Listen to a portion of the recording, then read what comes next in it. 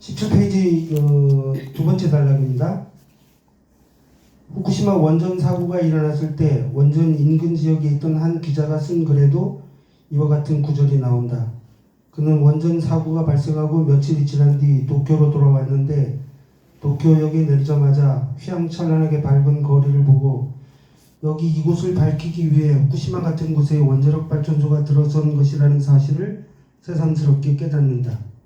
전기는 도쿄 사람들이 쓰지만 언제 닥칠지 모르는 돌이킬 수 없는 재난의 위험을 떠안고 사는 것은 도시에서 멀리 떨어진 농어촌 지역의 주민들이다. 기자는 이 사실을 새롭게 깨달은 후 도쿄에서 최대한 전기를 사용하지 않고 살아가는 생활을 실천한다. 그는 전기가 없어서 고단하고 남루한 일상이 아니라 전기 없이도 우아하고 즐거운 일상을 살아가기 위해 노력한다.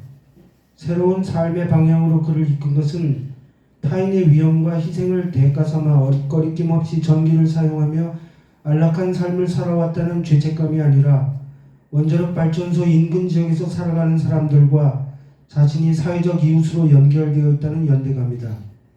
죄책감은 우리를 움츠리게 만들고 때론 나의 죄와 연결된 참혹하고 남루한 현실을 외면하게 만든다. 누군가에게 빚진 채 살아가고 있다는 생각이 들 때 죄책감이 만들어내는 마음의 고단함을 벗어던지고자 우리는 그 빚으로부터 최대한 멀리 도망친다. 그래서 내 몫을 대신해 위험을 부담한 이들과 내가 깊이 연결되어 있다는 사실을 잊으려 하거나 애써 외면하기도 한다. 이 때문에 정작 위험을 떠안고 어디론가 떠밀린 이들이 잡아달라는 손을 내미는 순간 혹은 들어달라는 목소리를 드러내는 순간 그 중요한 만남의 순간을 외면하고 도망친다. 그러나 아무리 도망쳐도 연결은 끊어지지 않는다. 가정용 전력보다 산업용 전력이 소비량이 월등히 높다는 사실만으로는 마음의 빚을 모두 감당하기 어렵다. 전기를 사용한 모든 산업 생산물을 하루하루 소비하며 살아가고 있기 때문이다. 오늘보다 내일, 내일보다 모레 더 많은 물건을 쓰고 더 오래 전기를 사용하며 우리는 살아간다. 자본은 애써 이 연결을 은폐한다. 우리가 이토록 연결되어 있다는 사실을 알지 못하도록 하루하루 정신없이 우리를 몰아세우고 우리는 눈앞에 닥친 일들을 겨우 해치우면서 정작 중요한 사실을 깨닫지도 못한 채 가장 큰 책임의 한 부분을 지우고 정신없이 내달린다. 그러다 문득 이 연결이 우리 눈앞에 떠오르는 순간이 있다. 불현듯 솟아난 출현은 고개를 돌리는 작은 움직임조차 허용하지 않은 채 우리를 꽁꽁 묶어 옴짝달싹할 수 없게 만든 후 이 연결을 직시하게 만든다. 내가 입고 있는 옷을 누가 만들었는지 알지 못할 때, 내가 먹는 밥의 쌀알을 누가 농사지었는지 알지 못할 때 우리는 마음껏 쓰고 버릴 수 있다. 이 연결을 덮고 외면하고 있을 때 산업재해나 부당노동은 타인의 일일 뿐 나의 일이 아니다.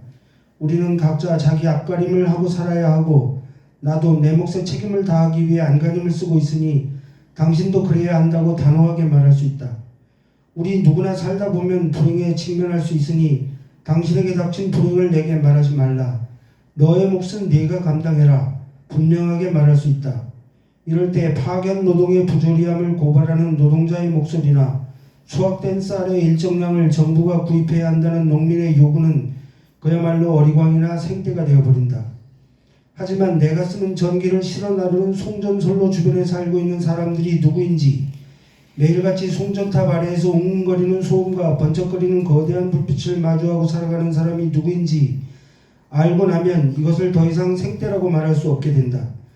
거기서 살고 있는 누군가가 이름을 가진 존재가 되고 여기서 살고 있는 내가 그의 이야기를 듣게 되는 순간 그와 나 사이에 연결된 끈이 선명하게 드러나고 나는 더 이상 이 끈을 외면할 수 없게 된다. 그가 경험하는 고통과 위험이 나의 문제가 되는 순간 비로소 연대가 시작된다.